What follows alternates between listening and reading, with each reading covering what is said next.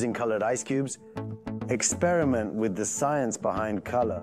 Learn how to create your own color mixes to create a work of art.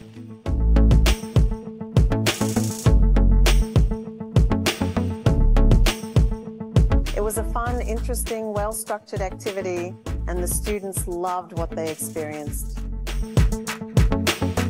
I loved the activity. It was really fun. Then we did some painting and a kind of art hunt. My favorite part of the activity was the painting because it was cool to see how it mixed, how you could make beautiful paint with just ingredients like flour or salt. It was really, really, really fun.